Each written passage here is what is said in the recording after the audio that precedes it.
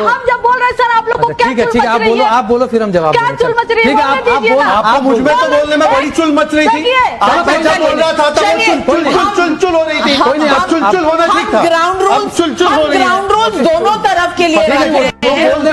जो संजय जी ने बोला कि आप खत्म कर लीजिए वो फिर जवाब देंगे। बिल्कुल, क्योंकि हम महिला सशक्तिकरण पे विश्वास रखते हैं। पहले आप बोले तब हम बोलेंगे। और अभी डीएमके ने जो बोला बिहार की महिलाओं पे उस पर कुछ नहीं बोला। कोई नहीं बस तो चुल का मतलब क्या है? माँ की भी भावनाओं की कदर होती है कि नहीं आपके यहाँ? चुल का क्या मतलब मोदी जी की माँ की आप खाई में गिरे थे, कुआं में गिरे थे? वो कुआं और खाई दोनों की मिली भगत है ऐसे। सबसे सर्टिफाइड बेवकूफ बनाने वाली अगर पार्टी कोई भारत के इतिहास में हुई है पिछले 70 सालों में तो ये उसके प्रतिनिधि खड़े हैं। मुझे चाहिए जन लोकपाल। वो टोपी कहां गई? जैसे ही सत्ता में आए जन लोकपाल रोकने वाले ये हैं। अपने टर्न में बोलिए। ये है, अरे सुनिए, पंजाब में तो क्लियर मेजॉरिटी सरकार है, बना दिया वहां लोकपाल। अपनी पार्टी में एक लोकपाल थे एडमिरल रामदास, उनको फेंका दिया। और सुनिए, मैं बच्चों का कसम खाता हूं कि कांग्रेस से समर्थन नहीं लूंगा, फिर कहीं में कूद पड़े। ठीक उसके बाद इन्होंने कहा कि नहीं एक बार गलती हो गई अब नहीं करूंगा। अब दूसरी बार लोकसभा में आप कुएं में कूद पड़े, फिर कांग्रेस से गठबंधन कर लिया। और जिन्होंने कहा कि जो 10 रुपए का रेनॉल्ट का पेन लगा के चलते थे उनके 3.5 करोड़ के पर्दे, शीश महल, इसे कहते हैं कि आप अंदर से कुछ और बाहर से कुछ और नजर आते हैं, बाखुदा शक्ल से चोर नजर आते हैं। कि झूठ को 10,000 मर्तबा आप लोग बोलकर सब साबित नहीं कर सकते हैं। वो please use the fact check machine. आपके तो बहुत सारे मार्केट में घूम रहे हैं ना, जाइए उनसे फैक्ट चेक करवाइए। 11 साल हो गए, 11 साल हो गए उस आदमी को प्रधानमंत्री बने हुए। अगर ऐसा कुछ होता तो इन 11 सालों में कोई ऐसा बयान आता ना। सोनिया गांधी किसी की मां नहीं है। सोनिया गांधी की उम्र 70 के ऊपर नहीं है। सोनिया गांधी की तबीयत खराब नहीं रहती। सोनिया गांधी के लिए कोई रिकॉर्ड नहीं। बिल्कुल है। क्यों? किसने कहा कि रिकॉर्ड नहीं? क्या बोला सोनिया गांधी के खिलाफ? बताइए मुझे, क्या बोला? शब्द बताइए, क्या बोला सोनिया गांधी के खिलाफ? आई चैलेंज यू, क्या बोला है प्रधानमंत्री नरेंद्र मोदी ने? आप मुझे बताइए, उनका नाम तक नहीं लिया है। अरे मैडम किसको बैकफायर दे रही हो आप? हाइब्रिड बचना क्या होता है? सोनिया गांधी क्या बोला? क्या राहुल गांधी के लिए नहीं बोला। सोनिया गांधी के लिए बोला है वर्षिका है? आपका दिमाग उस तरफ जा रहा है। You are the one who is thinking like that.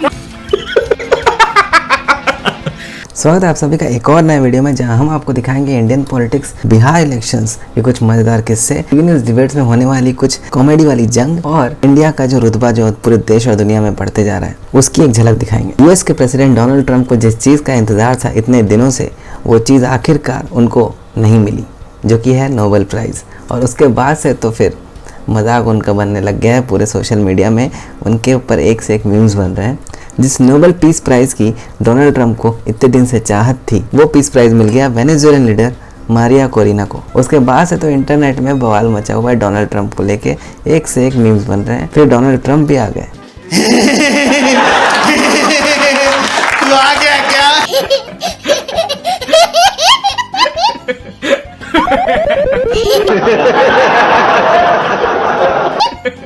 फिर डोनाल्ड ट्रंप को बयान भी आ गया।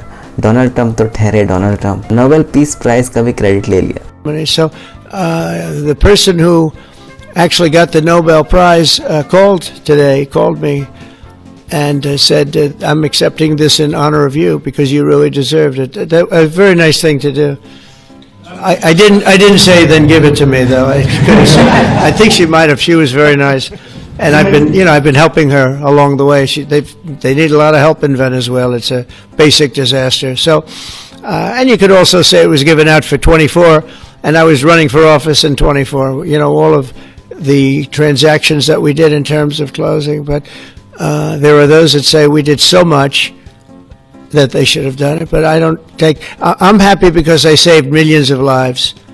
Many millions of lives. And speaking of somebody that saves lives, don't ever play golf with it, because Keegan Bradley just walked in, one of the greatest golfers in the world, the captain of the Ryder Cup.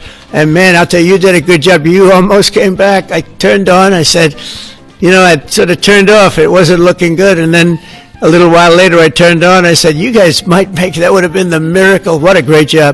हर चीज़ का credit लेने की इनके अंदर बहुत बड़ी चुल है, और इस वजह से इन्होंने नोबेल पीस प्राइज का भी क्रेडिट ले लिया।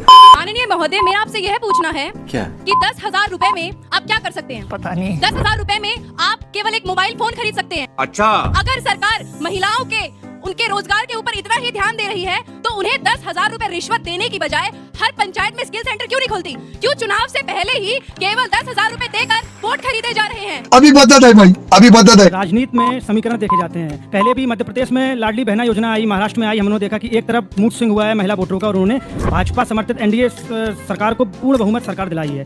अब नीले गमछों वालों से मैं कहूंगा कि आप एनडीए को नहीं देखना चाहते कि नौमी फेल आपको मुख्यमंत्री चाहिए बिहार में? नहीं। चेहरा कौन है? चाल चरित्र चेहरा कहाँ है? एक तरफ हमारे प्रधानमंत्री नरेंद्र मोदी का चेहरा है, दूसरे तरफ इतने सालों से नीतीश कुमार जी सुशासन की बात करते हैं, उसको धरातल पर लाए हैं। एक आपके पास क्या चेहरा है? विपक्ष के पास लालू यादव के लड़का चेहरा है, प्रवासवाद चेहरा है, कहीं उनकी लड़की आती है। कहा जाता है कि जब लालू की लड़की की शादी थी तो वहाँ पर शोरूम लूट लिए जाते थे गाड़ी के। हम तो ये सरकार से पूछते हैं, आप 20 साल राज में रहे, केंद्र में 11 साल, एक काम बता दीजिए जिसमें देश में बिहार नंबर 1 है। अच्छा, आइए ना वो चीज दिखाते हैं। आइए देखिए देखिए इंफ्रास्ट्रक्चर के मामले में ये मुंह से सुपारी निकाल के बात कर रहे बाबा। इंफ्रास्ट्रक्चर के मामले में सबसे ज्यादा नंबर 1 पे बिहार है, इंफ्रास्ट्रक्चर डेवलपमेंट को लेकर के। बिहार इलेक्शंस का माहौल है तो बिहार के मुद्दों में डिबेट्स वायरल होती हैं, एक से एक। जनता भी अपने विचार रखती है खुल के। कुछ तो ऐसे लोग पाए जाते हैं जिनको सुन के आप शॉक हो जाएंगे। मेट्रो टेट्रो हमरा ना चढ़ेला, टेम्पो साइकिल बहुत बढ़िया है, लालूए के राज बढ़िया है हमरा ला। हाँ, और आरजेडी जिंदाबाद है, वही अब रियाई तो बा, ठीक ना? ओकरा अलावा कोई नहीं तो तोरो पता हो तो बा। And especially the girl child at night time, they should not be allowed to come out in the outside. They have to protect themselves also. Crime petrol वाले कह रहे हैं कि देखो यार, क्रिमिनल तो क्राइम करेगा ही, तुम सतर्क क्यों नहीं रहते हैं? अब तुम लोग अपनी बॉडी लेके बाहर घूमोगे तो क्रिमिनल तो काट ही देगा ना।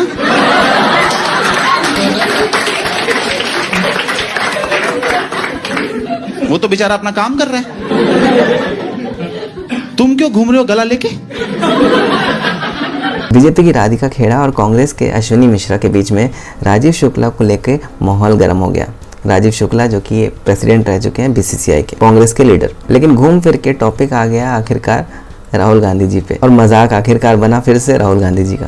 राज्यसभा से एमपी हैं, छत्तीसगढ़ से भेजे गए हैं। राजीव शुक्ला साहब बीसीसीआई में हैं। यहाँ पे बैठे हुए दोनों महानायक जाके बता दें, हमें एक चिट्ठी दिखा दे जहां पे उन्होंने लिख के कहा हो ये मैच नहीं होना चाहिए, और कांग्रेस पार्टी का मैं सांसद होते हुए बीसीसीआई से इस्तीफा दे रहा हूं। अगर मैं मरूंगा ना तो सबको साथ लेके जाऊंगा, समझा? तो और साथ ही साथ ये भी बता दें कि जब पिछला वर्ल्ड कप हो रहा था और दुबई में मैच हो रहा था तो कोई भी नहीं गया पाकिस्तान, लेकिन राजीव शुक्ला साहब चाहे खाना खाने गए या कहीं गए, ये बताएंगे। फारिस पठान जी गए थे ना, राजीव शुक्ला राजीव शुक्ला नरेंद्र मोदी जी से ऊपर है। राजीव शुक्ला नरेंद्र मोदी जी से ऊपर है, बताइए ना, बताइए ना, राजीव शुक्ला नरेंद्र मोदी जी से ऊपर है। राहुल गांधी जी तो ऊपर है ना सबसे, राहुल गांधी जी ले ले इस्तीफा।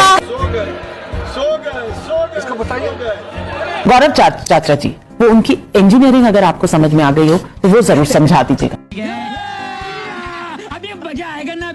देखिए, राहुल गांधी जी की जो बात है उनका जवाब जब तक कांग्रेस के प्रवक्ता हमारे साथी यहाँ पे हैं तो आपके अलायंस पार्टनर है। अच्छा, राहुल गांधी जी ने जो इंजीनियरिंग समझाई है वो समझा दीजिए। देखिए मैं जो कहना चाह रहा हूँ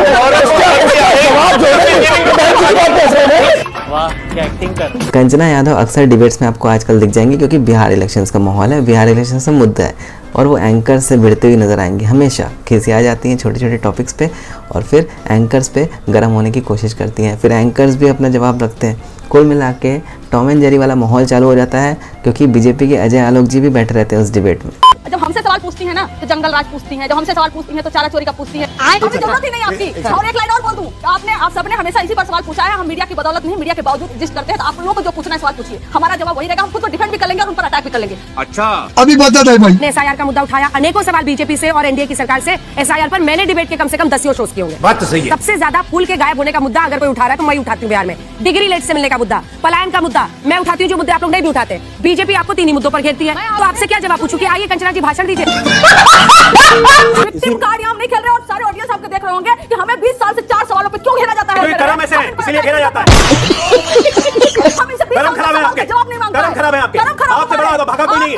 दो मुख्यमंत्री के रहते हैं, नौ फेल करके, आपसे बड़ा भागा कोई होगा? क्रिकेट खेल नहीं पाए, पानी ढूंढते रहेंगे, आपसे कहते हैं कि डीडीसी मुझे 15 करोड़ दे, 13 तारीख को चार्जशीट हो जाएगी तो क्या करेंगे? गरम खराब है आपके। मोहम्मद फैज़ खान और विवेक श्रीवास्तव जी के बीच में भी डिबेट हो रही थी। विवेक श्रीवास्तव जी तमतमा जाते हैं, खिसिया जाते हैं इस बात पे कि मोहम्मद फैज़ खान उनके आइडियोलॉजी के हिसाब से बात नहीं करते। मोहम्मद फैज़ खान जी आरएसएस और बीजेपी के सपोर्टर, और ये एंटी एकदम, तो इस वजह से इनको बात पचती नहीं है। तो गुस्से में आके उन्होंने फैज़ खान जी को मुसलमान ठहराने से भी इनकार कर दिया, क्योंकि ये बीजेपी का सपोर्ट करते हैं, आरएसएस सपोर्ट करते हैं। फिर सब ने मिलकर खिल्ली उड़ाई है किसकी? विवेक श्रीवास्तव जी की। ये संघ से है, आरएसएस से है, और मैं इसको मुसलमान नहीं मानता। अभी बता दे भाई। हमारा कुरान शरीफ में कहता है जो फसाद फैलाए, आतंकवाद फैलाए, वो मुसलमान नहीं हो सकता। मैं आरएसएस का हूँ, ये कहते हैं, इनके हिसाब से मैं मुसलमान नहीं हूँ। आप ये बता दो, लश्कर ए तोयबा, हिजबुल मुजाहिदीन, इंडियन मुजाहिदीन, इसको आप मुसलमान मानते हैं कि नहीं? मोहम्मद अली जी उनको मुसलमान मान लोगे? 10 सेकंड में जवाब। आप ईश्वर को मानते हैं, हाँ या ना? तो बार नहीं मानते ना, खत्म बात। और अभी तो रुको, क्लाइमैक्स अभी बाकी। जो अल्लाह ईश्वर को ना मानता हो, उसका और ऊपर वाले के बीच में कोई कनेक्ट हो सकता है? कोई कनेक्ट जब ईश्वर को मानते नहीं है तो नास्तिक है, इनका काहे का कनेक्शन हो सकता है? झूठ बोलेंगे। इनके आदर्श मार्क्स है, लेनिन है, नक्सलवादी है, हमारे आदर्श राम है, कृष्ण है, पैगंबर हजरत मोहम्मद है, दोनों में अंतर है। समाजवादी पार्टी वाले जो फराज किदवाई हैं, उन्होंने पंगा लिया है किससे? सुधांशु त्रिवेदी जी से। कविता और शेर व शायरी के जरिए उनको छेड़ने की कोशिश की, फिर जवाब तो मिलना ही था उनको, और बखूबी जवाब मिल गया। सुधांशु त्रिवेदी जैसे पढ़े लिखे आदमी जब डायरेक्ट हिंदू मुसलमान पर चले आते हैं तो सुनिए सर, सागर खयामी ने एक बड़ा अच्छा शेर कहा है आपके लिए कि ऐसी कोई मिसाल जमाने में पाई हो, हिंदू के घर में आग खुदा ने लगाई हो। ये जो सेकुलरिज्म की नाव पे आप सवार होकर सोचते हैं कि निकल जाएंगे, वो इतना आसान नहीं है। तो आपके लिए भी एक शेर कह देता हूं कि कश्ती भी नहीं बदली और दरिया भी नहीं बदला, पर इन डूबने वालों का जज्बा भी नहीं बदला है। शौक सफर ऐसा, एक उम्र हुई हमने, मंजिल भी नहीं पाई, रास्ता भी नहीं बदला। अनुराग भदौरिया हमेशा ट्रेंडिंग रहते हैं, फुल मजे लेते हैं ये भी, और लोग भी इनके फुल मजे लेते हैं, खास करके जब इनके विरोधी हो गौरव भाटिया जैसे बीजेपी के स्पोक्स पर्सन। ऐसी रोस्टिंग चलती है कि अमीश देवगन को भी भरपूर मजा आता है। मायावती के शब्द हैं, समाजवादी पार्टी के लोग गुंडे हैं, गुंडे, गुंडों वाली पार्टी है। देखिए आजकल क्या चल रहा है सोशल मीडिया पे, मैं आपको बताता हूँ। क्या? जूता चप्पल छूट गया बरेली के बाजार में, टूटी साइकिल हुए टुकड़े हजार में। इनकी टूटी साइकिल के टुकड़े पूरे उत्तर प्रदेश में, कहीं पेडल मिलता है, कहीं सीट मिलती है, कहीं पंचर ट्यूब मिलती है, कहीं इनका पहिया मिलता है। ये हालत है टूटी साइकिल। तीसरी बात, इनका पीडीए क्या है? क्या लेके भागे हो? ये बताओ ना। डी से धर्मेंद्र क्या लेके भागे हो? ए से अक्षय यादव। खुद क्या लेके भागे हो ये बता दो पहले। फिर देखिए आगे, अब आप अरे मैं बच्चा ही रहेगा। और टूटी साइकिल जिसपे इसको बिठाया था, उसकी गद्दी हटा दी अखिलेश यादव से, और ये बैठ गए। तभी हालत हो गई, दिमाग पे असर आया। क्या क्या बोल रहे हैं? हाँ, मैं वही बोल रहा हूँ जो सच्चाई है। ओके, वो दिल से कहता होगा अनुराग भदौरिया साइकिल में बैठा जिसकी गद्दी नहीं है, मतलब आप लोग भी उनकी टूटी हुई साइकिल का मजाक उड़ाते हैं गौरव भाटिया, तो अनुराग भदौरिया उनके पैजामे का मजाक उड़ाते हैं। खूब मजे लेते हैं दोनों एक दूसरे के। विवेक श्रीवास्तव जी की इंसल्ट तो हर कोई कर देते हैं, बीजेपी के स्पोक्स पर्सन, उनके सपोर्टर्स भी कभी कभी मजाक उड़ा देते हैं, तो ऑडियंस से भी कभी कोई उठ के उनका मजाक उड़ा देता है। कुल मिला के भरपूर इंसल्ट होती है उनकी, गजब बेइज्जती। ये संघ से है, आरएसएस से है, और मैं इसको मुसलमान नहीं मानता। आप अपने आप को हिंदू भी नहीं मानते? ये तो फिर मैं विवेक जी से एक बात पूछना चाहता हूँ, आप इस्लाम धर्म कब स्वीकार कर रहे हो? मैं आपका सम्मान करता हूँ, कई डिबेट मैंने आपकी यहाँ देखी भी है, लेकिन आप ये बताइए कि ये अधिकार हमारे संविधान ने कहाँ दे रखा है? कहीं और पथराव कर दो, तब तो आप लोग बोलते नहीं। और जब अगर कोई मुस्लिम पे लाठी चला दी पुलिस ने, या अगर आप योगी जी की जगह होते, आप क्या करते इसमें? ये कहाँ होते योगी जी की जगह? नहीं, मान लीजिए यदि योगी जी की जगह आप होते तो क्या करते? आप प्रशासन को बता देते। I think that Pakistan and India are gonna live very nicely together, right? That's not a very. They are. Because I'm telling you, these countries are calling us up, kissing my. They are dying to make a deal. Please, sir, make a deal. I'll do anything, sir. किसी ने ये नहीं बोला कि पाकिस्तान के ऊपर कब्जा करना चाहते हैं, क्योंकि कूड़ेदान पे कोई कब्जा नहीं करता। कौन करेगा उस 25 करोड़ के कूड़ेदान पे कब्जा? मैं ये जानना चाहता हूं, कौन करेगा? कौन चाहता है वो घटिया लाहौर 2 कौड़ी का पाकिस्तानी पंजाबियों का राज्य? कौन चाहता है? कौन चाहता है इतनी गरीबी, आतंकवादी? अभी इरशाद अहमद भट्टी बटन दबाएगा, कुछ मन मन मन मन मन मन मन मन करके मुंह में बोलेगा, फट जाएगा। कौन चाहता है आतंकवादियों से डील करना? बात तो सही है। तब बात है तुम्हारा मेजर बारवारिया, याद रखना। अब्बू जी सलाम करो, अब्बू जी 10 रुपए देंगे, सलाम करो। नहीं आए 2 कौड़ी के लोग, 2 कौड़ी के मुझसे बेइज्जती आ रही है, पाकिस्तान में क्या बन जाएगा देख लेना ये आदमी। Mr. President, I would like to salute you. You're the man this world needed most at this point in time. तुमने चाटने की कला है, चाटो।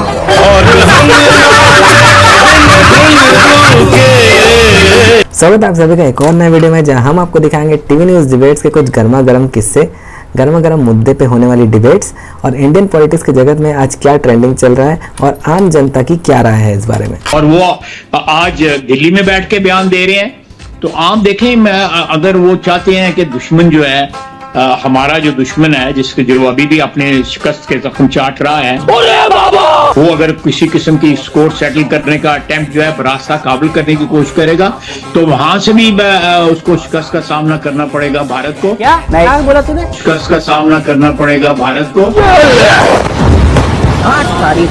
और उसके साथ जो है फिर अफगानिस्तान को भी, अगर उन्होंने भारत का आलाकार बनने की कोशिश की, तो अफगानिस्तान भी जो है वो कीमत अदा करेगा। ला भाई दीपक पता नहीं किस बहान की नजर लग रही है।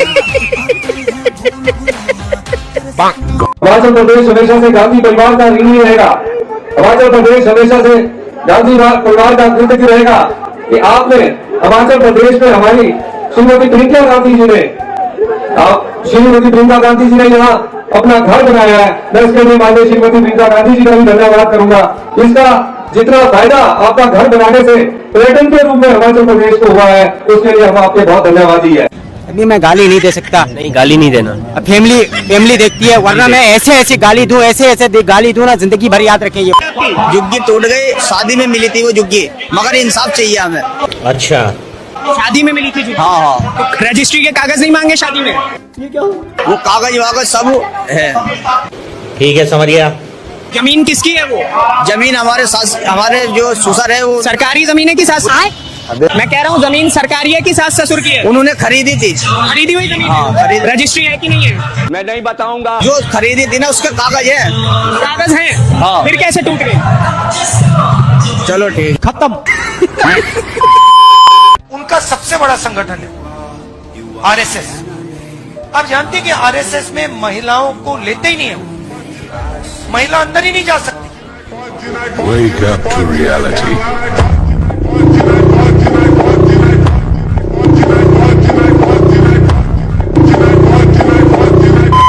आज आम जनता भी जागरूक हो गई है। वो किसी पॉलिटिकल पार्टी के बहकावे में नहीं आती है, पहले सबको जानती है, पहचानती है, उसके बाद ही अपना वोट डिसाइड करती है। अच्छा लग रहा है, बहुत अच्छा लग रहा है। फाइनली हमारे शहर में भी मेट्रो आ गया। बिहार पकड़ चुका है बिहार। तो सही में पकड़ा है कि खाली? हाँ तो पकड़ा है ना, बिल्कुल पकड़ा। इतना तो रफ्तार पकड़ लिया कि भूतनाथ से यहाँ 15 मिनट में पहुँचा दे रहा है पाटलिपुत्र। और कितना तेज रफ्तार पकड़ने बोलते हैं। कहा जाता है जो नीतीश चाचा हैं, उनकी जो एकदम कोर वोटर है वो महिलाएं ही। हाँ बिल्कुल, क्योंकि हम महिलाओं को 9th class, 10th class, 12th class, graduation में हर जगह नीतीश चाचा इतना ना सपोर्ट कर दिए हैं कि भाई ये तो रहने चाहिए, क्योंकि लड़कियों के लिए बहुत ही अच्छा काम करते हैं। जितना हम लोग को सपोर्ट करते हैं आगे बढ़ने का, एक तरीके से लालच देते हैं कि हमको लाओ। नहीं, नौवीं में लालच देते हैं तो क्यों देते हैं? कि लड़कियों को आगे बढ़ सके, हम लोग आगे बढ़ सके। ठीक है, हम लोग को लालच इसीलिए, बहुत सारी लड़कियां पढ़ती नहीं है, घर बैठी रहती है फैमिली के डर से। हम लोग जब फर्स्ट डिवीजन आते हैं तभी हमें मिलता है। कोई फेल हो जाती है लड़कियां तो उनको नहीं मिलता है। हम फर्स्ट आते हैं या सेकंड आते हैं, हम पास करते हैं, आगे पढ़ना चाहते हैं, तभी हमें मिलता है। लालच देते हैं पढ़ने का कि पढ़ो। हाँ बिल्कुल, हम पढ़ेंगे तभी हमें स्कॉलरशिप भी मिलेगा, हम नहीं पढ़ेंगे हमें स्कॉलरशिप नहीं मिलेगा। और क्या क्या मिलता है लड़की? साइकिल मिला है, ड्रेस मिला है, पढ़ने के लिए क्या नहीं मिला। संसद के अंदर ये रिपोर्ट पेश की गई है। Social justice and empowerment ministry की ये रिपोर्ट है कि आज इस अमृत काल में इस देश में अगर दलितों के ऊपर सबसे ज्यादा कहीं अत्याचार हो रहे हैं तो उत्तर प्रदेश में हो रहे हैं। झूठ बोल रहा हूं तुम्हें बता दिए। अच्छा सुनो नौजवानों, आज इस देश में जो लोग गटर साफ कर रहे हैं, जो लोग नाली साफ कर रहे हैं, जो लोग टॉयलेट साफ कर रहे हैं, उसमें 92% लोग SC ST और OBC से आते हैं। क्यों? इस देश का SC/ST OBC का खाली गटर साफ करेगा। बॉस ये सब दोगलापन है, मैं तेरा दोगलापन उतारता हूँ। जो मायावती जी ने कहा ना कि इनको बाद में याद आता है, वो मैं बताना चाहता हूँ। 2014 में सरकार गई है, 3 OBC मिनिस्टर्स के नाम बताइए यूपीए सरकार, बोलिए। नहीं बता सकते। केवल एक थे वीरप्पा मोइली, अब आकर वो बोलने लगे। बोलो बोलो, 3 बोलो। हमारे राष्ट्रीय अध्यक्ष OBC, हमारे प्रदेश अध्यक्ष OBC, आदि बहुजन समाज पार्टी के फैजाबाद से हमारा, अब आप बोलेंगे धर्मेंद्र यादव OBC, अरे Dimple Yadav OBC, Akshay Yadav OBC। What is Tejashwi's vision? क्या है तेजस्वी का विजन, क्या है, इस पे चर्चा करते हैं। Their place, they will do whatever the BCCI is going, जो कहेगी वही करेंगे। तो मैच अब उस हिसाब से नहीं हो पाता ना, जो रोमांस जो चाहिए। तो अकेले लड़ते ना, सारे लोग मिलकर एक मोदी से लड़ने के लिए आ रहे हैं। सारे लोग मिलकर एक मोदी से ही तो लड़ रहे हैं। तो ऑपरेशन लंगड़ा, और अगर वो भिड़ता है तो ऑपरेशन खल्लास। जी हाँ, ये नाम दिए गए हैं। ऑपरेशन लंगड़ा की अगर हम बात करें तो बदमाश के पैर में गोली मारकर उसे लंगड़ा करना है, या फिर आपको बता दें कि उसमें अगर हम गिरफ्तार कर लिया जाता है उस बदमाश को, तो उसको ऑपरेशन लंगड़ा नाम दिया जा रहा है। लेकिन इसके साथ ही ऑपरेशन खल्लास की अगर हम बात करें तो ऑपरेशन खल्लास में बड़े अपराधियों को सीधे तौर पर यमराज के पास भेजना है, यानी कि उसको ढेर कर देना है। ऑपरेशन खल्लास। आपके कितने बच्चे हैं? मेरे 6 बच्चे हैं जी, बाकी और भी बनाएंगे। स्कूल की पढ़ाई फ्री, ड्रेस फ्री, जूते फ्री, किताबें फ्री।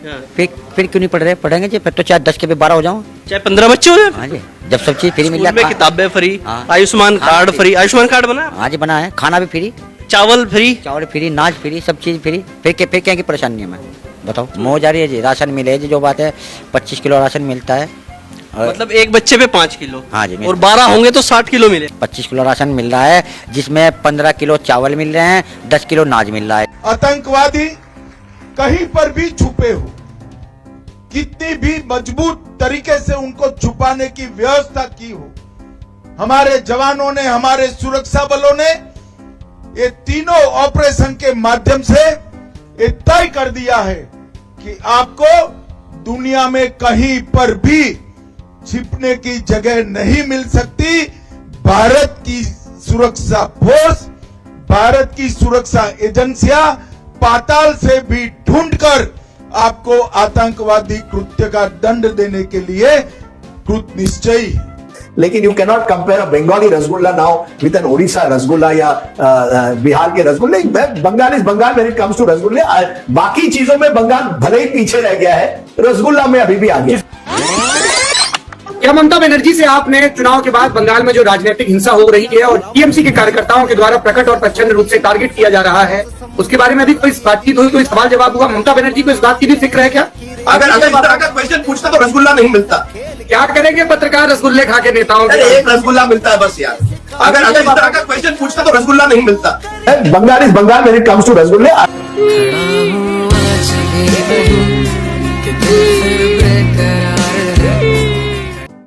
आंकड़ों से देश की जीडीपी के आंकड़ों में मिलान करेंगे तो उतनी दूरी नजर आएगी जितनी धरती और चांद के बीच होती है। डिमोनेटाइजेशन से शुरू होकर एक के बाद एक जो सरकार के फेलियर्स रहे, तब से जीडीपी ग्रोथ रेट नीचे ही गिरता चला गया। Everybody knows that the Indian economy is a dead economy. Hindustan इस टाइम पर 7% ग्रोथ रेट इकोनॉमी भी नहीं है।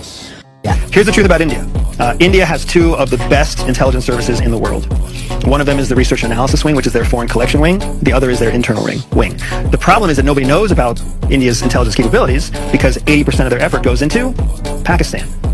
India is, I was just talking about it earlier today, I think, they are so powerfully pragmatic that they have found a way to be America's ally and China's ally and Russia's ally. Yeah. While they're increasing their GDP, increasing their consumption, and increasing their population.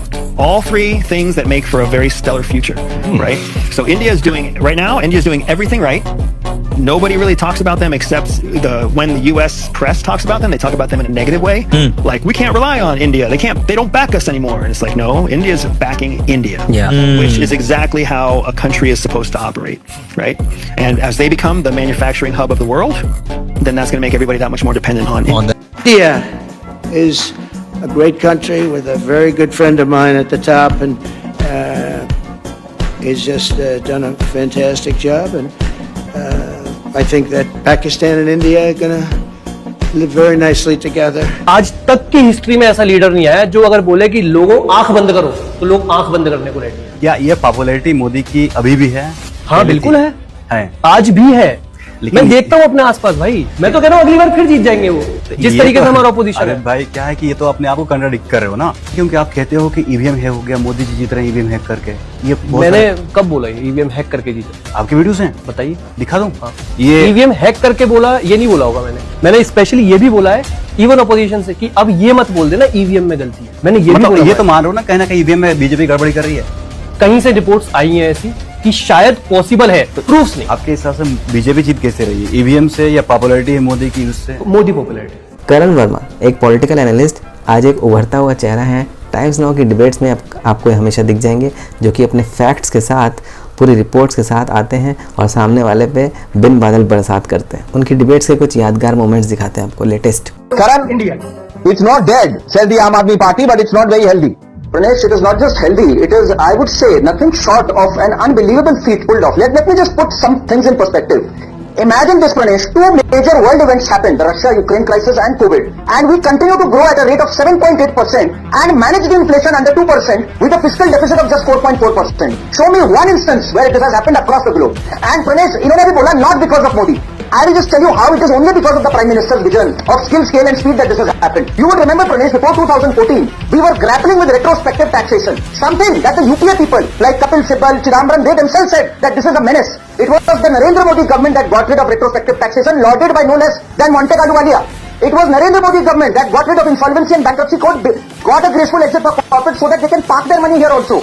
It is again the Narendra Modi government that for the first time came up with something like GST. They were always grappling with this idea how to compensate the producer-friendly states. He came up with a solution. He has solved the legacy issues, Pranesh. And when our friend Anish says, what about the climate change? Well, if there is one government that has made giant strides in solar power generation, it's the Narendra Modi government. When he spoke about AI, it's the Narendra Modi government that has talked about chip fabrication. You all missed the bus on that way back in 2014. When our friend Ashwini ji says, 80 crore ko aaj bhi ration de rahe ho. It was the Supreme Court that ordered you to do that in 2012, where Sharad Pawar was the then agriculture minister, refused to do that. Supreme Court remanded him, but he refused to do that. It's the Narendra Modi government which implemented the Supreme Court order that ensured that food grains were not rotting on the godowns, but were given to the poor and needy. And Pranesh, leave everything when they talk upon the ground. One second, Pranesh, this is important. 2014, there were 14 crore rural households, Pranesh. Only 2 to 3 crore had a toilet, a gas connection, and a tap water connection. 2 crore out of 14 crores. Today it is almost 100% saturation. If that is not work on the ground, I want to know what is work on the ground. No, Ashwini ji पूछ रहे हैं AI तो ठीक है, AICC के लिए क्या किया है मोदी सरकार ने? नहीं देखिए अश्विनी जी को इटालियंस की बात ज्यादा समझ में आती है, इसलिए मैं ये कहूंगा you see the world as you are. It was said by an Italian philosopher Machiavelli. When you are talking about H1B visas, that it is going to take a tremendous amount of it, and the grains, you know, where are you going to export your grains? Textile industry, ready-made garments, all their business is going to Bangladesh. इनको शायद पता नहीं है, अभी अभी exports के आंकड़े आए हैं पिछले महीने के. Do you know Piyush ji कि our exports had increased in Hong Kong, UAE and Netherlands by double digits. That is called preparation of this government. They knew that they could be affected by the tariffs in USA. Our net exports have gone up by 7% and our exports in these three countries have gone up by double digits. And we've signed an FTA with UK and we are in the process of signing one with UAE. So this is the kind of dynamic government we need, which is pretty much taking all this into account that you just uttered. तो पूरी कहानी बताइए या पूरी कहानी पढ़िए. भारी mistake हो गया सर, एकदम बलंडर हो गया. And आपको एक आंकड़ा और दे दूं, 25 crore have come out of multidimensional poverty. I'm talking about the poor, and 12% increase in the labor force participation rate of rural and women. That speaks about economy going from bottom up and middle down. Times now की एक debate दिखाते हैं आपको, जहाँ पे नाविका कुमार थी, debate हो रही थी सिलेक्टिव आउटरीच पे, जो अपोजिशन हमेशा एक टॉपिक पे आउटरीच करता है और वही टॉपिक जब उनके शासन वाले राज्यों में होता है तो उस पर कोई बात नहीं करते हैं उन लोग. तो उस पर डिबेट हो रही थी और सामने थे शिवम त्यागी, कांग्रेस की तरफ से थे अश्विनी मिश्रा, डिबेट पे अनुराग भदौरिया भी थे, डिबेट में आनंद रंगनाथन भी थे. सब ने अपना मत रखा है और काफ़ी ज़्यादा सुनने लायक डिबेट है. तो आइए देखते हैं ये डिबेट. एक्शन लेने की बात कही, ये इंडिया गठबंधन का है कि किसी के साथ अन्याय होगा, दलित, आदिवासी या किसी भी माननीय के साथ किसी अन्याय होगा. कमाल है. प्रधानमंत्री का स्टेटमेंट आपको देखा नहीं, प्रधानमंत्री ने गवई साहब से बात की, वो आपको देखा नहीं. सबसे पहले उन्होंने चीफ जस्टिस से बात की, उनके ऊपर जो अटैक हुआ उसकी निंदा भी की और उनके माफी देने की जो प्रक्रिया थी उसके सराहना भी की. लेकिन शिवम त्यागी वो इन्हें नहीं देखा. और एक ऑफिशियल मुझे बाइट दिखा दीजिए, स्टेटमेंट दिखा दीजिए, ट्वीट दिखा दीजिए जहां इंडिया गठबंधन जितने विरोधियों की सेना है उन्होंने कभी कहा हो कि बंगाल में जो हुआ वो सही नहीं हुआ. कहिए मुझे, कहीं देखा आप? अब वो पश्चिम बंगाल तो हो सकता है अनुराग भदौरिया से बहुत दूर हो, उतनी दूर तो जाते, हालांकि वो दुबई वगैरह जाते रहते हैं, लेकिन पता नहीं वो बंगाल जाते हैं कि नहीं। उनके अपने प्रदेश में आजम खान, जिसको 2 दिन अभी पहले वो आए हैं, जिसको इतना सेलिब्रेट वो कर रहे थे, उन्होंने खड़े होकर कह दिया था कि जो बाबा साहिब की मूर्ति लगी है ना, जहां ये लगी है ये प्लॉट इनका, और ये जो उंगली करके उस तरफ खड़े रहते हैं वो ये कहते हैं सामने वाला प्लॉट भी हमारा है। दलितों की बात करेंगे। और सबसे बड़ी बात, भाजपा की सरकार है, आदरणीय प्रधानमंत्री जी श्री नरेंद्र मोदी है, इसलिए ऐसा होता है। अरे जब आपकी सरकार गिर गई थी, आपने क्या कर दिया था इस दलितों की सबसे बड़ी नेता का इस देश में? बहन कुमारी मायावती जी के साथ क्या ये देश भूल गया? अब सरकार में नहीं है तो इनको दलित याद आते हैं। और मैं, आपने बंगाल से बोला, मैं बंगाल से शुरू करता हूं। मैं बोलता हूं बंगाल में जो भी हुआ बहुत खेदपूर्ण हुआ, नहीं होना चाहिए था। और मैं वहां के कार्यकर्ताओं से, जो बीजेपी के कार्यकर्ता पॉसिबली थे, उनसे अनुरोध करता हूं कि अगर आप किसी अपने नेता की प्रॉमिसेस से खुश नहीं है तो आप अपने आप को संयम रखें, नेता से सवाल जवाब करें, उस पर जो है इस तरीके से किसी तरीके का प्रहार करना गलत है। क्योंकि बीजेपी के काडर को, प्राइमा फेसी, बीजेपी के काडर को कह रहे हैं, प्राइमा फेसी जिनसे मिलने गए थे, वहां पर बीजेपी के सांसद पर बीजेपी के लोगों ने ही पत्थर मारे हैं। वो बीजेपी का ही एरिया था, 2 जगह 10 जगह। अच्छा, बीजेपी का एरिया।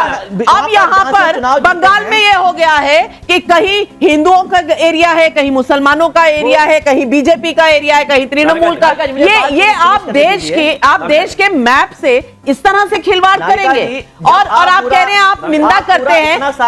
कोई स्टेटमेंट दिखा दीजिए मुझे, मल्लिकार्जुन खड़गे, राहुल गांधी, सोनिया गांधी, प्रियंका गांधी का। बोला जो लोकल न्यूज चैनल्स वहां पर रिपोर्ट दी, उनके हिसाब से बोल रहा हूं। वहां पर जो प्राइमा फेसी दिख रहा है कि वहां पर की जनता जो थी, उनके एमपी एमएलए से बहुत नाखुश थी और उनका वो प्रतिशोध था। हालांकि मैं आप स्टार्ट में नहीं किया कि मैं इस चीज का बहुत विरोध करता हूं, कहीं मुझे दिखा दीजिए ना हिंसा, वो गलत विरोध करने वाला ट्वीट राहुल गांधी का दिखा दीजिए, दिखा दीजिए मुझे विरोध करने वाला ट्वीट, नाविका जी दिखा दीजिए सोनिया गांधी का ट्वीट, दिखा दीजिए मल्लिकार्जुन खड़गे का ट्वीट, दिखा दीजिए प्रियंका गांधी का ट्वीट, दिखा दीजिए ना। नाविका है, अगर निंदनीय है तो फिर दिखा दीजिए ट्वीट। नाविका जी, ये लड़ाई 10% बनाम 90 की है। उन 90% लोगों बनाम उन 10% लोगों की है। वो 10% जो प्रिविलेज हैं, जो भारतीय जनता पार्टी के लिए सिर्फ देश के नागरिक हैं, बाकी 90% नहीं है। जो देश के नागरिक नहीं है उसमें दलित भी आते हैं, पिछड़े भी आते हैं, गरीब भी आते हैं, माइनॉरिटीज भी आते हैं और अपर कास्ट भी कुछ आते हैं। विषय और 10% है जो बीजेपी को 15 साल के लिए चुनकर ले आते हैं। आनंद रंगन आतन जी, ये लॉजिक का इलॉजिक आपने सुन लिया। आप मुझे बता दीजिए, जो अश्विनी कुमार मिश्रा जी कह रहे हैं, इसमें मैं कौन से वाक्य में कौन सा लॉजिक ढूंढूं? नहीं, इसमें गुड इवनिंग नाविका और मेरे फेलो पैनलिस्ट को भी बहुत बहुत गुड इवनिंग।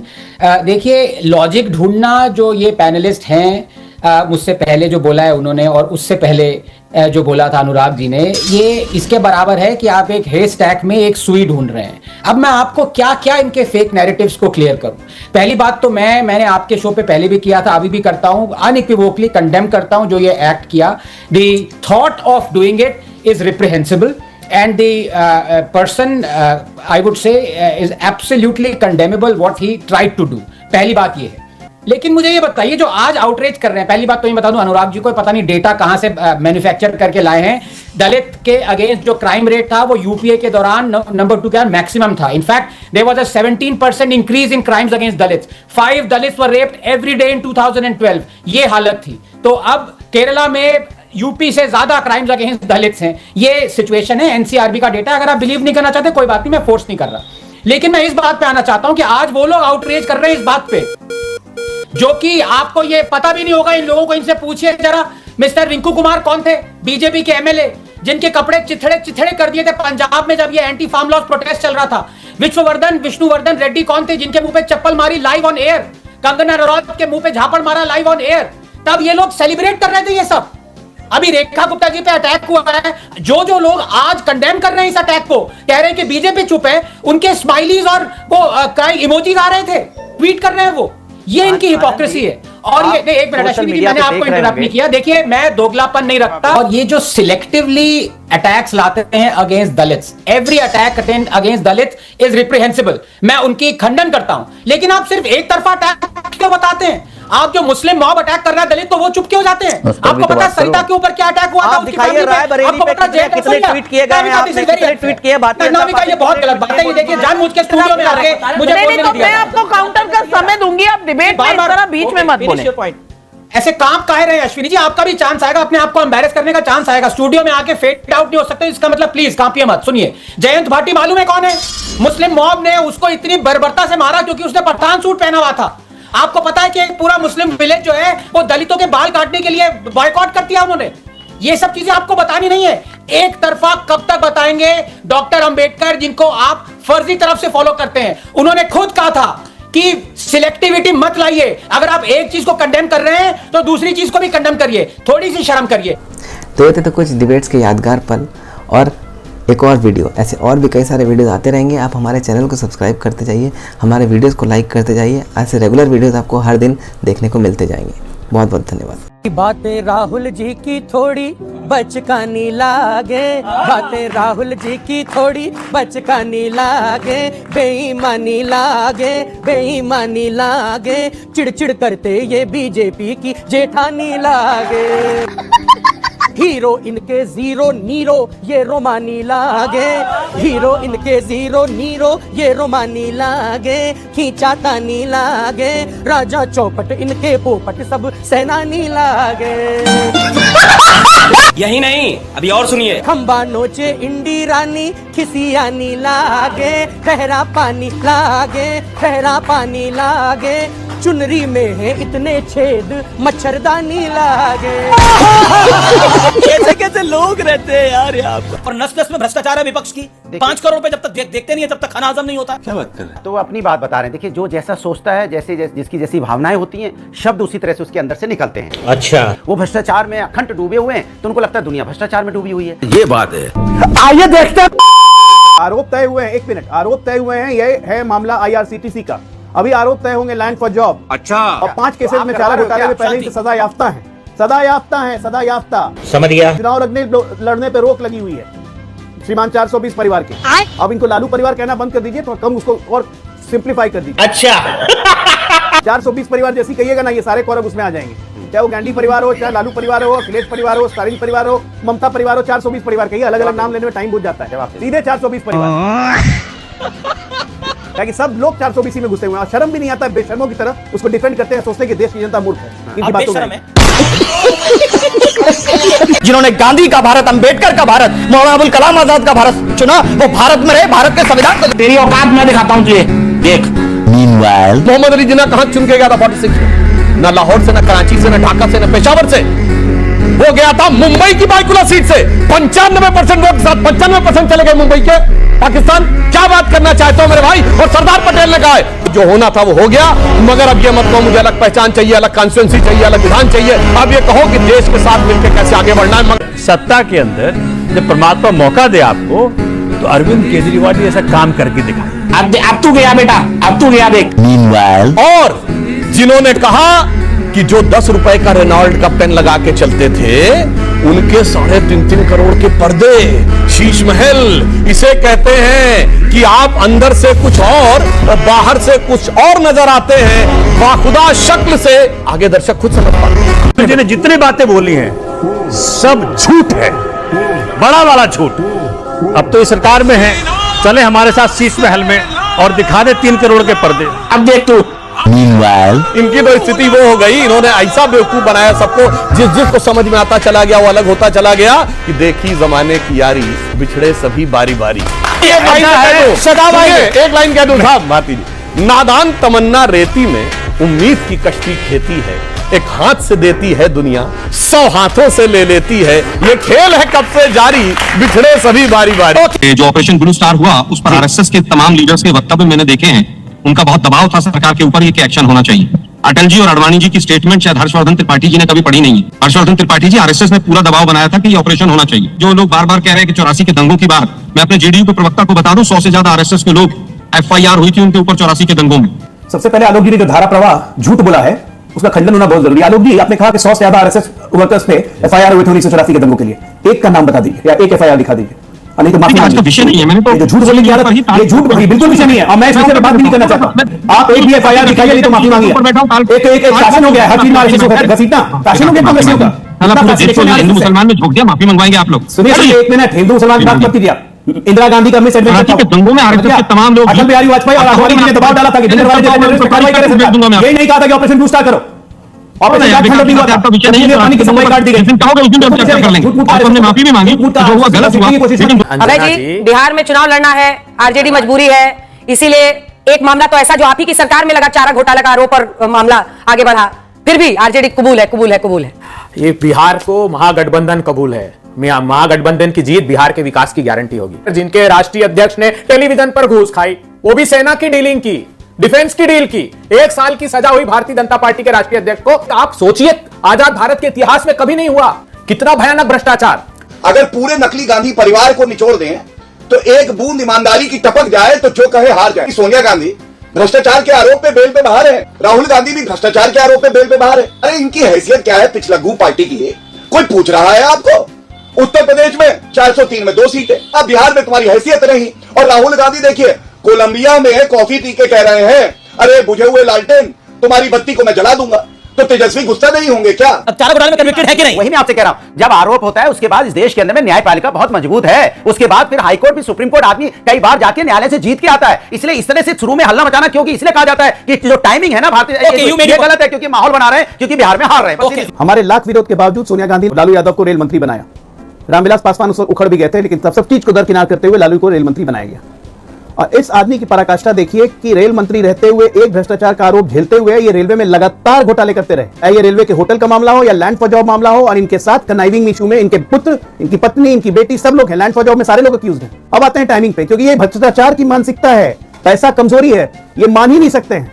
वो लाइन थी ना, मैं क्या करूं, क्या ये मेरे बस में है, ये तो मेरे नस नस में है। इनके नस नस में भ्रष्टाचार घुसा हुआ है। ये अगर रोज दिन ये 5 करोड़ नहीं देखेंगे तो इनको खाना नहीं पचेगा, डायरिया हो जाता है इनको। आप कह रहे हैं दवाई नहीं देखेंगे तो डायरिया खिलाते रहिए, लालू यादव ठीक रहे। आपने जो ये सवाल खड़ा किया कि समाजवादी पार्टी ठेकेदारी कर रही है बुर्के को लेकर के, सच्चाई है कि आज लोकतंत्र की हत्या हो रही है। सवाल बुर्के का नहीं है, बुर्के की आड़ में डराना, शकल कहीं ना कहीं ये डराने की कोशिश, एक माहौल पैदा करने की कोशिश ये की जा रही है। इसमें आपको लोकतंत्र की हत्या कहां दिख रही है? मैं तो कहती हूँ लोकतंत्र की हत्या तब होगी जब चेक नहीं किया जाएगा शक होने पर। ये डराने का प्रयास, कोई डराने का प्रयास नहीं है। पिछले आप लोग डराने का प्रयास कर रहे हैं। एक खास कम्युनिटी को टारगेट किया जाता है ताकि वो कम्युनिटी वोट डाल लेना जाए। वोटिंग परसेंटेज देखा है आपने? आपके इलाके के वोटिंग परसेंटेज को निकाल कर देख लीजिए। कोई मुसलमान घर में नहीं रहता है, सबके सब बाहर निकल कर आते हैं। ये लंबी लंबी लाइनें लगती है और आप बोल रहे हैं मुसलमान डर जाएगा। क्यों? क्योंकि बुर्के में वो जाती हैं और उनको बुर्का हटाने के लिए कहा जाएगा। वाह भाई वाह, ये बुर्का हटाने में सऊदी अरब में तो कोई दिक्कत नहीं होती है, तब आपका इस्लाम खतरे में नहीं आता है। वहां जाकर बुर्का हटाना सिक्योरिटी चेक के लिए इस्लाम को खतरे में नहीं डालता है, लेकिन यहाँ पर सिक्योरिटी चेक के लिए अगर पर्दा हटा दिया जाए, वो भी किसी महिला के सामने, तो डेमोक्रेसी खतरे में आ जाती है, इस्लाम खतरे में आ जाता है। अरे भैया, दोहरेपन का भी कोई तो लिमिट होगी ना सर। अरे वाह, क्यों तब आपका इस्लाम खतरे में नहीं आता है? मुझे ये बताइए। नहीं, वहां जाकर बुर्का हटाना सिक्योरिटी चेक के लिए इस्लाम को खतरे में नहीं डालता है, लेकिन यहाँ पर सिक्योरिटी चेक के लिए अगर पर्दा हटा दिया जाए, वो भी किसी महिला के सामने, तो डेमोक्रेसी खतरे में आ जाती है, इस्लाम खतरे में आ जाता है। अरे भैया, दोहरेपन का भी कोई तो लिमिट होगी ना सर। आप जब हज पर जाते हैं, जब करबला जाते हैं, तब क्यों आप सिक्योरिटी चेक कराते हैं? तब भी जिंदाबाद जिंदाबाद कीजिए ना कि इस्लाम फॉलो करने की आजादी, बुर्का पहनने की आजादी बजाइए ना। वहां जाकर डबली वो शेख उठा के पटक देगा, समझे आप? पहले तो ये देखिए, वो सिक्योरिटी चेक डिफरेंट टाइप की चीज है, और ये एक अपने अधिकारों की लड़ाई है। और अगर किसी के वोट को ना डालने दिया जाए, इसका मतलब उसको अधिकार से वंचित कर दिया आपने, अधिकार से वंचित कर दिया। और यहाँ पर बीजेपी यही चाहती है कि वो चाहती है कि खास कम्युनिटी के लोग वोट डालने ना पाए। खास कम्युनिटी को ये जो अरब के शेख हैं अपनी सिक्योरिटी की वजह से इसलिए बुर्का नशी महिलाओं को डराते हैं कि तुम जब वहां आओगी तो हम तुम्हारी चेकिंग करेंगे, तो वो ज़ियारत करने से अपने आप को रोक लेती है। एक अलग पार्ट है भाई, सबसे बड़ा पर्व है लोकतंत्र का वोट। ज़ियारत जैसी बात है लोकतंत्र में वोट करना। उसमें किसी को मतभेद नहीं है, ना ही मनभेद है। जहां तक अगर सीटों का नेगोशिएशन कौन किस पर जीतेगा इस बात को लेकर है, तो उसका भी इलाज पटना से होगा। डॉक्टर पटना में है और डॉक्टर पटना में ही रहेंगे, और बिहार चुनाव के डॉक्टर पटना में ही रहते हैं, दिल्ली में नहीं रहते हैं। अगर किसी को गलतफहमी हो कि एम्स में आकर दिल्ली एम्स में इलाज करा, उनको एम्स में है, ये जो महागठबंधन का एम्स जो है, जो ये सारे डॉक्टर हैं, एम्स के डायरेक्टर कौन, राहुल गांधी हैं या तेजस्वी यादव? एम्स के डायरेक्टर तेजस्वी जी ही हैं और तेजस्वी जी ही थे और तेजस्वी जी ही रहेंगे। और इसका ये आप इसमें हंस रहे हैं, हंसने वाली बात नहीं है। ये बिहार अगर खुद भी चाहे तेजस्वी जी को डायरेक्टर नहीं बने एम्स के, तो भी जनता नहीं मानेगी। ये बिहार की मांग है कि तेजस्वी जी एम्स के डायरेक्टर रहें, वही इलाज करें, वही बिहार के भविष्य है, वही बिहार को सुधार सकते हैं, पटरी पर ला सकते हैं, विकास के रास्ते पर ला सकते हैं। तो इसमें इफ एंड बट का मामला नहीं है। अगर कहीं पेज फंसा भी होगा, मैं मानती हूँ कि फंसा भी होगा, तो गठबंधन है जहाँ पर ऐसा नहीं होता। नहीं, परेशान कौन कर रहा है? नहीं, कांग्रेस फिर से आंखें तलेरने लगी। कोई नहीं कर रहा, क्यों करेगा? एक और अच्छी स्टोरी बताना चाहती हूँ ये कि कैसे नीतीश कुमार जी को निपटाना चाह रहे हैं। सबसे पहले बोले चिराग पासवान जी, हनुमान जी आप नाराज हो जाइए। आप जब नाराज हो जाएंगे तो हम सब आपके पीछे मनाने के लिए भागेंगे और बोलेंगे 30 से कम सीटों पर मान ही नहीं रहे चिराग जी। फिर 29 सीटें दिए चिराग जी को, कौन, जो जदयू की सीटें हैं वो। और इस तरीके से भारतीय जनता पार्टी ने अपनी सीटें 142 तक कर ली और नीतीश कुमार जी को 101 पर छोड़ दी। इस तरीके से जब निपटाने की कोशिश कर रहे हैं तो ये अपने रायता को सबसे पहले ये सुलझाए। आपका रायता तो कई घरों में फैला हुआ है, इनका रायता एक घर में फैला हुआ है, आपका तो कई घरों में फैला हुआ है। कितने घरों में फैला हुआ है? कांग्रेस पार्टी, और वो कह रहे हैं कि 18 भी दिया, अभी और सीटें देंगे। देवज्योति जी दावा ठोक रहे हैं। एक जो कंचना जी ने और देवज्योति जी ने कहा कि रायता फैला हुआ है, ये रायता तो इनके घर और इनके पार्टी में फैला हुआ है कंचना जी के, कि एक तरफ लालू जी ने सिंबल बांटा और जब तेजस्वी जी वापस पटना गए तो सिंबल वापस ले लिया, सबको फोन कर करके वापस बुला दिया। दूसरा जो हमारे कांग्रेस के प्रवक्ता ने कहा कि तेजस्वी जी तो कह रहे हैं कि 243 लड़ लो, जब 243 लड़ लो तो इनके पास कैंडिडेट नहीं है अच्छे, ये कह रहे हैं 20 साल में इन्होंने अपनी जमीन नहीं तैयार कर पाए कि इनके पास कैंडिडेट्स नहीं है लड़ाने के लिए, तो ये सीट किस मुंह से मांगने के लिए और निगोशिएट कर रहे हैं? ये बात तो इनसे जवाब मांगनी चाहिए आपको। बार बार देखिए बीजेपी के प्रवक्ता बुर्का शब्द का तो इस्तेमाल कर रहे हैं, अच्छी बात है। घूंघट का नाम लेने में क्यों डरते हैं? पर्दा प्रथा बोलने में क्यों डर रहे हैं आप? क्या घूंघट हमारी हिंदू महिलाएं नहीं करती क्या समाज के अंदर में? क्या हमारे घरों में वहां पे घूंघट नहीं चलता क्या? आप इसमें बोलने में क्यों डर रहे हैं कि घूंघट भी उसको ऐड क्यों नहीं किया कि भाई बुर्का के साथ घूंघट में भी जो महिलाएं आएंगी बार बार मुसलमान शब्दों का इस्तेमाल करेगी, एक विशेष समुदाय के शब्दों का इस्तेमाल करेगी। अरे हिंदू समुदाय में भी तो घूंघट है, क्या नहीं है? बता दीजिए आप। अनुराग जी को दिखाइए एक सेकंड। अनुराग जी, एक सेकंड अनुराग जी, मुझे तो लग रहा है आप अपनी पार्टी से ये सवाल पूछ रहे हैं, क्योंकि आपके ज्ञापन में एक जगह भी घूंघट शब्द का इस्तेमाल नहीं है। साहब पढ़ के सुनाती हूं, गौर फरमाइएगा मिस्टर भदौरिया, गौर फरमाइएगा। मतदाताओं की पहचान आंगनबाड़ी सेविकाओं से कराए जाने और जांच के बाद ही बुर्के वाली महिला मतदाता को मतदान करने संबंधित नए निर्देश वापस लिए जाएं, जिसमें देश में पारदर्शी, स्वतंत्र, भयमुक्त, निष्पक्ष चुनाव संपन्न हो सके। तो बुर्का ही बुर्का लिखा है आपके ज्ञापन में पार्टी के, हैं? अपनी पार्टी को ही आजकल आप घेरने लगे हैं। हमारे नेता हुए, देश के लोग हुए, और जिन लोगों की आज हुकूमत है, इन लोगों का एक व्यक्ति कभी भी किसी भी फ्रीडम स्ट्रगल में नहीं था। अंग्रेजों को मुखबिरी और अंग्रेजों के तलवे चाटते रहे और देश से गद्दारियां करते रहे। अंग्रेजों के तलवे चाट रहे थे, इनके मुंह से निकला। भारत की जनता ये कह रही है जिनकी पार्टी का निर्माण ही अंग्रेज ने किया हो, पहला अध्यक्ष कौन था जरा बताएं, और एंटोनियो माइनो और राहुल विंची कौन है, कौन से अंग्रेज हैं, जरा बताएं जनता को। देखिए, अगर ये तय करें इस बात का, आज ऐलान कर दें अनुराग भदौरिया कि जितनी जिसकी हिस्सेदारी उतनी उसकी भागीदारी, कर दे ऐलान। अनुराग जवाब देखो सर, मैं उनसे तो ज्यादा बात करता नहीं जो बीजेपी को वोट देते हैं। वो आज बीजेपी को वोट देने वाले समाजवादी से सवाल पूछेंगे तो क्यों जवाब दूंगा? जो ऑन कैमरा बोलेगा मैं तो बीजेपी को वोट दे के आया हूँ, फिर इतना विफल प्रधानमंत्री मुझे ऐसा लगता नहीं इस देश के इतिहास में आज तक हुआ होगा, तो उनका तौर तो मुझे लगता नहीं कि किसी और ने कभी करना भी चाहिए। आज यहाँ पे पर कैपिटा इनकम की बात हो रही थी, $4 ट्रिलियन इकोनॉमी की बात हो रही थी। मैं आपको बताना चाहूंगी कि हमारा पर कैपिटा इनकम तो अफ्रीका के नेशन से भी नीचे है। क्यों? हमारा रुपी के नेशन से भी नीचे है। कौन सा अफ्रीकी देश है जिससे हमारा पर कैपिटा इनकम नीचे है? अगर आप जानकारी उपलब्ध कराएं तो बेहतर होगा, थोड़ा सरकार को भी जानकारी मिलेगी। अफगानिस्तान का रुपया कैसे लोग 1.25 की करेंसी एक्सचेंज है हमारी, और डॉलर का रेट 88 रुपीस कैसे पहुंच गया? आप ये बताइए। डॉलर स्ट्रांग हो रहा है लेकिन रुपया कमजोर नहीं हो रहा है। नहीं, अफगानिस्तान की पर कैपिटा इनकम क्या है और भारत की क्या है, जरा बताना एक बार। चलिए चित्रा जी, आपसे केवल एक जानकारी के लिए आपको बता रहा हूँ, अफ्रीका में नहीं है अफगानिस्तान, और अफगानिस्तान की जो पूरी जीडीपी है वो हमारे कई स्टेट्स उसके से ज्यादा उसकी जीडीपी है। अब आप बोलने दीजिएगा, और अगर आपको इतनी एलर्जी है भाजपा के प्रवक्ताओं से तो एक एंटी एलर्जी खा के आया करिए। डॉक्टर साहब, ये इंजेक्शन तो बहुत बड़ा है। एक दिन गधी को दिया था, घोड़े के रेस में पहले आई थी। आप ज्यादा बेहतर सुन पाएंगे हमारे जवाब, आप बीच में मत। Loving all BJP spokesperson. No, you don't, madam. You have a I love you too. बताइए। I love you too, but let me come back to the. Yes, come back to the. किसी का पूरा खानदान ये लीजिए आपके लिए Priyanka ji, I love everyone, हम सिर्फ प्यार बांटते हैं। तो ये तो थे कुछ लेटेस्ट डिबेट्स के कुछ लेटेस्ट मजेदार मुद्दे, जहाँ पे स्पोक्स पर्सन आपस में एक दूसरे की टांग खिंचाई करते हैं और माहौल को मजाकिया बना देते हैं। कितना भी सीरियस टॉपिक हो, लेकिन माहौल मजाकिया बनना तय होता है, खास करके स्पोक्स पर्सन जब इतने मज़ेदार हों। और दोनों ही पार्टी से बाकायदा बराबरी के मज़ेदार स्पोक्स पर्सन आते हैं और इनके जवाब पत्थर से देते हैं। ऐसे और भी कई सारे वीडियोस हम आपके लिए लाते रहेंगे। आप हमारा चैनल सब्सक्राइब करिए, हमारे वीडियोज़ को लाइक करते रहिए। आपका बहुत बहुत धन्यवाद। यूट्यूबर और टीवी चैनल के लोग जाते हैं, ये फिर गलत हो जाते हैं और ये कहते हैं कि नहीं हमको तो लगा ही नहीं। हवा पलट गई। तो मैंने कहा ना, कुर्सी की पेटी बांध लीजिए, मौसम बदलने वाला है, तो मौसम ऐसे ही बदलेगा। कभी जाड़ा होगा, कभी गर्मी होगी, कहीं जाड़ा होगा। मध्य प्रदेश कांग्रेस 46 2 सीटों से आगे। हवा साइलेंट वोटर था इस बार। हवा जो चल रही थी ना, क्या होता है, ये लोग दिल्ली से जाते हैं और लोकल भी, ये सब साले 9 बजे उठते हैं, उठा ले रे देवा, उठा ले रे बाबा, 10-11 बजे जाते हैं बाजार। देखो ना, जनरली बाजार होगा, चाय की दुकान होगी या चौक होगा, पेड़ के नीचे 4 लोग बैठे हुए हैं, हुक्का लगा रहे हैं, डल लेक में शिकारा में बैठे हैं। यार 10 से 5 कौन बैठा होता है? बेकार लोग। तो उसका प्रॉब्लम क्या होगा? बेरोजगारी। तो बोलेगा क्या? नौकरी चाहिए। क्या सिंपल है, खत्म। जो कि चाय की दुकान पे बैठ के आपके माइक में आधा घंटा बतिया सकता है, खलियर है वो। तो खलियर है तो उसकी आमदनी बहुत कम है, तो क्योंकि इस टाइम में प्रोडक्टिव होता वो, तो उसके लिए महंगाई भी बहुत ज्यादा है। ठीक है, खलियर है, टाइम की कोई कमी नहीं है उसके पास, तो उसके बच्चे भी अच्छे स्कूल में नहीं जा पा रहे, तो शिक्षा का स्तर भी जो है बहुत ही गिरा हुआ है। पूरा सिस्टम में बताए भ्रष्ट है, खत्म है, कुछ नहीं है, विकास नहीं हुआ है, त्राहिमाम है, महंगाई है। ताऊ है चौपाल में बैठे हुए हुक्का लगा रहे हैं। ताऊ घर में सुबह से शिकायत ही कर रहे थे, रात में रोटी खा के शिकायत करते हुए सो जाएंगे। ताऊ की शिकायत सबसे है, पूरी दुनिया से। बिल्कुल, बहू से, बेटे से, पोता से, पोते पोती से, फोन पे लगे रहते हैं। ताऊ झन्नाया हुआ आदमी। ताऊ के पास आप माइक ले गए, ताऊ किसकी हवा चल रही है? तो ताऊ को ना वर्तमान से प्रॉब्लम है, ताऊ को भूत से मोहब्बत है। पहले सही था। तो ताऊ जो भी सरकार में है वो गलत है।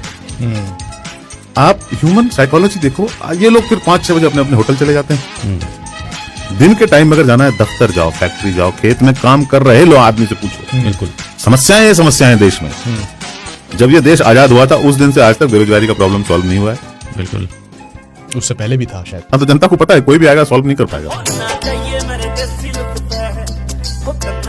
डोनाल्ड ट्रंप ने शहबाज शरीफ से कुछ कहा और उसके बाद एक ऐसी जिल्लत का सिलसिला शुरू हुआ जो पाकिस्तान का साल तक पीछा करेगा। हमने मिस्र के अंदर देखा जो शहबाज शरीफ साहब ने वहां पे हरकतें करके पूरी दुनिया में पाकिस्तान को एम्बैरेस किया है। डोनाल्ड ट्रंप ने यकीन मानिए लिटरली जैसे आपने अपना एक पर्सनल मुलाजिम नहीं रखा था। पहले तो उन्होंने तारीफ की army chief field marshal Asim Munir साहब की। उन्होंने कहा कि यहाँ पर शहबाज शरीफ आए हुए हैं, और फिर उन्होंने इधर उधर देखा, उन्होंने कहा किधर है शहबाज शरीफ? उन्होंने कहा हाँ इधर आओ, आ जाओ। और वो लाए, उनको रोस्टरूम पर खड़ा किया और कहा वो जो बातें आप मुझे कह रहे थे जरा इधर भी बताएं, वो बहुत अहम बातें हैं। और फिर वो इनके साइड पे खड़े होकर यूं देखने लगे कि चल बोल बेटे। ये अल्फाज आप देखें आप हैरान हो जाएंगे। और पूरी दुनिया के अंदर चाहे वो मेहदी हसन है, चाहे वो भारतीय सहाफी हैं, चाहे दीगर मुल्कों से हैं, वो पाकिस्तानियों का मजाक उड़ा रहे हैं, वो शर्मिंदा कर रहे हैं कि यार ये वज़ीर आज़म आपने रखा हुआ है।